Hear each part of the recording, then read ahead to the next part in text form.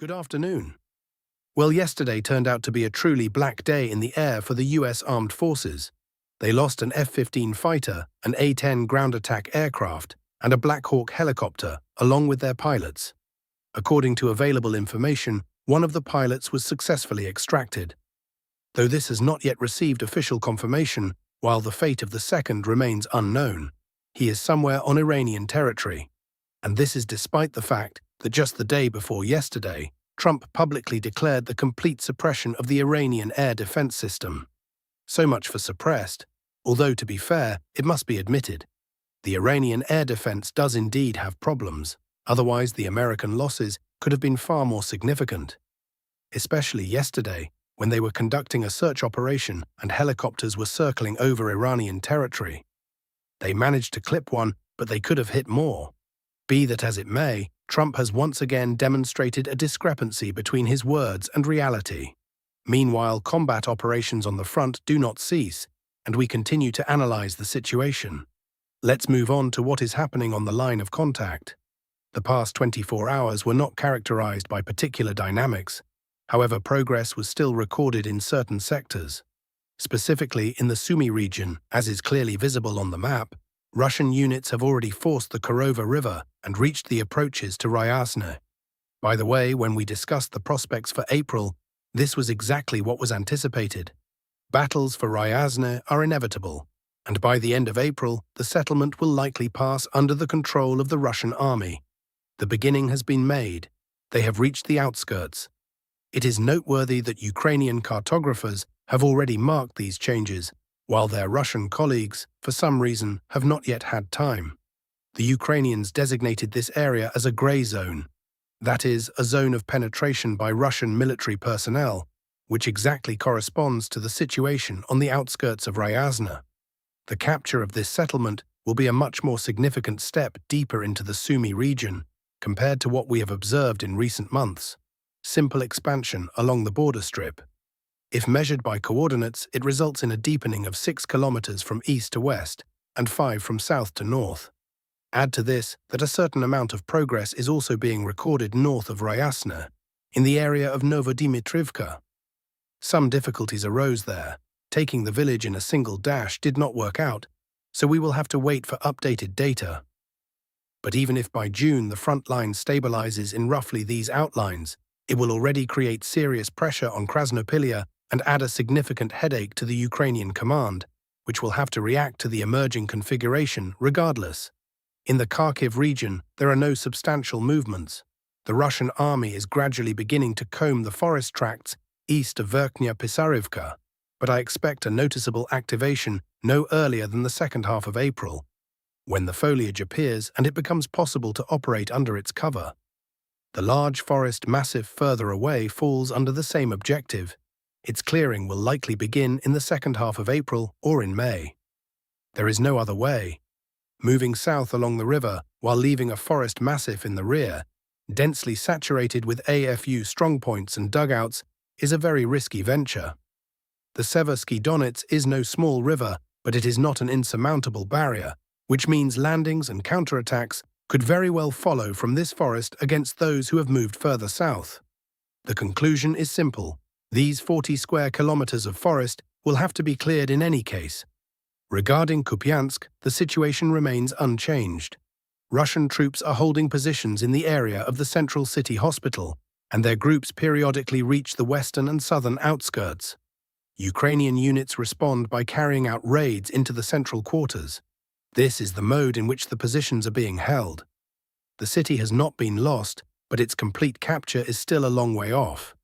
The situation is different in Constantinovka. There, things are developing unexpectedly favorably for the Russian army, both in the city itself and on the flanks. Battles are already being fought in the central part, and pressure is being applied to the AFU defenses in the industrial zone of the zinc plant. According to information I have, another section of this zone has already been cleared by Russian fighters. Thus, the main part of the large industrial zone was taken by the south grouping, specifically the one storming Konstantinovka, in just a week and a half. I will emphasize again, a week and a half for the main part of a large industrial zone is an outstanding pace. considering that industrial zones are traditionally stormed over long periods and with enormous losses.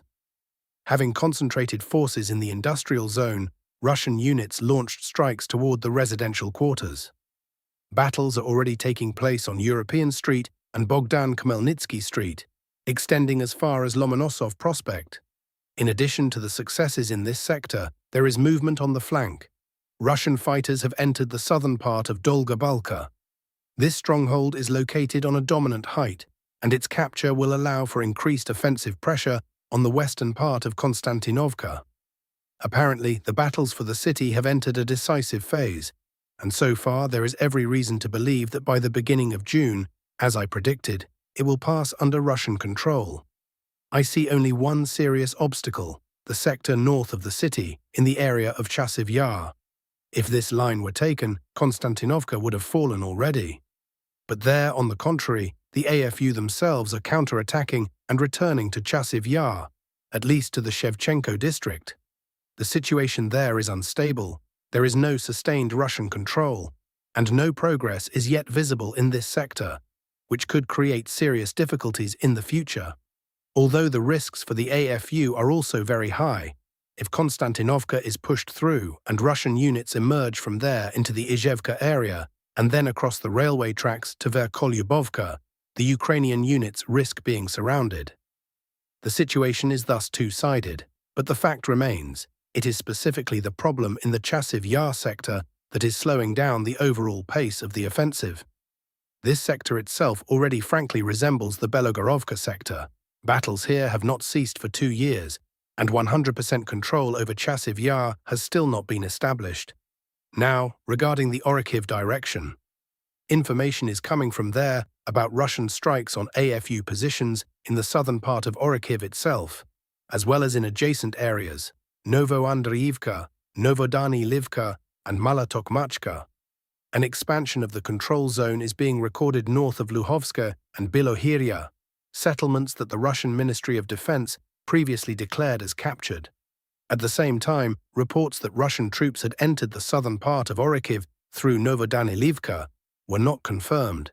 In reality, Russian units are currently approaching from the direction of Julipole and the settlement of Mirno, executing a maneuver aimed at bypassing Oriciv and taking it in a pincer movement. There is also something to note on the Julipole direction. The main vector of pressure from the Russian army is toward Vozdvizhivka and Verkhnya Tersa in the direction of Huliapolskoye.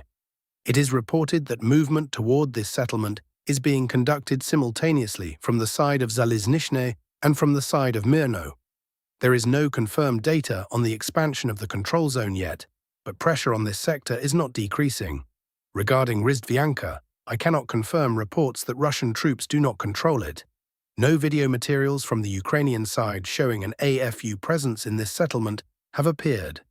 According to my assumptions, though I could be wrong here, Rizdvyanka likely remains in the grey zone and is not controlled by either side. Russian troops use FPV drones for remote control of the terrain, and any movement toward the settlement is immediately suppressed. A similar scheme was previously used in the area of Herasimivka and Pishchane. Additionally, information is coming in that Russian troops are noticeably expanding their zone of control west of Boykovo to the west of Ternovate. A number of cartographic resources have already reflected these changes, coloring the corresponding territories in favor of the Russian army. As of today, no new changes have been recorded here. According to information from our source, the strike on the Ilichevsk port and the fish port in the Odessa region was carried out against objects with a very specific purpose. According to available data, the strikes hit warehouses where the storage and assembly of maritime drones, USVs, unmanned surface vehicles, took place, as well as component warehouses, reports the Legitimni Telegram channel. Simultaneously, a parking area for heavy trucks was affected. According to our data, one of the decentralized assembly points for maritime drones was located in this vicinity, and launches were frequently carried out from there. Previously, the facility was covered by a significant air defense grouping, Gepard mobile anti-aircraft systems, and more than 20 mobile groups. Over the last 6 months, the security has thinned out significantly for several reasons. including the fact that Zelensky sent many specialists to the Middle East, where losses have already occurred. Following a UAV strike on Lutsk, Russian armed forces apparently destroyed a fuel and lubricants warehouse and a drone production facility. In the Western information space, assessments are sounding increasingly persistent that the current crisis is capable of acquiring a systemic and even existential character for NATO. The basis for such conclusions is not only the accumulated internal contradictions, but also very specific events. First and foremost is the Allies' reaction to the crisis surrounding Iran. The refusal of several European states to participate fully in the Middle East conflict has clearly exposed the limits of collective discipline within the alliance, and the reluctance to take on additional risks outside the European theatre of operations. Against this background, the factor of US domestic politics, linked to the position of Donald Trump, is becoming increasingly significant. His rhetoric and unambiguous signals regarding a possible review of alliance obligations within NATO are creating an atmosphere of strategic unpredictability. If previously Washington acted as the unconditional guarantor of the alliance's stability, now a logic of selective participation is becoming more apparent, in which US national interests are placed above collective obligations. This undermines the very architectural foundation of NATO as a union built on the principle of mutual defense. The crisis is exacerbated by the desynchronization of strategic priorities.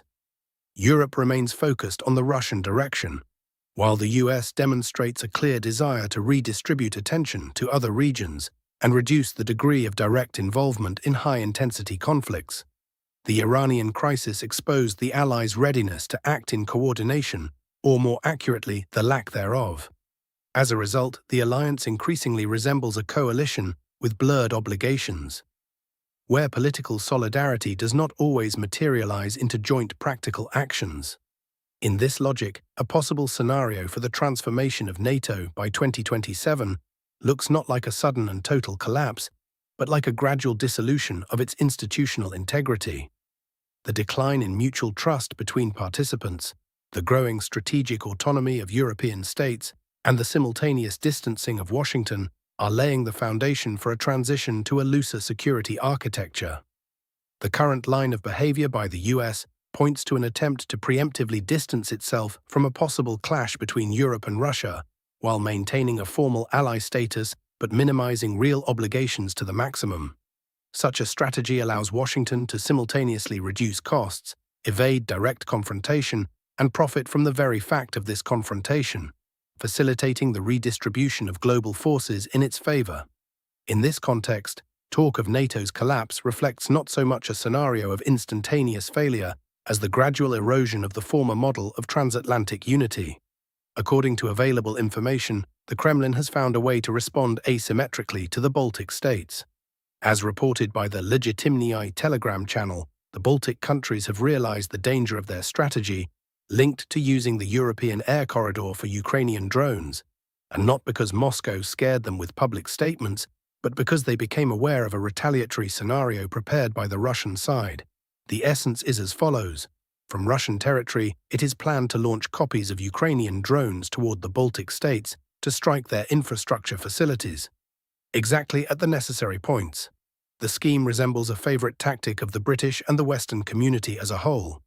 A false flag provocation, similar to the one implemented at the very beginning of the Iranian crisis, when devices externally similar to Shaheds carried out strikes on civilian targets to provoke an escalation of the conflict. The developed retaliatory plan has not yet received approval at the highest level. Estonia was the first to become alarmed. The head of the Estonian Foreign Ministry issued a call to Ukraine not to allow its drones to enter Estonian airspace.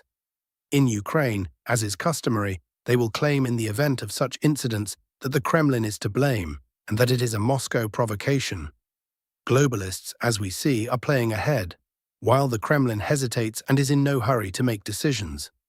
Yet it could have long ago sent gifts to Estonia, Latvia, Lithuania, and Poland via the European route. We continue to observe. We are following the development of events, friends. Subscribe to the channel. Peace and goodness to all.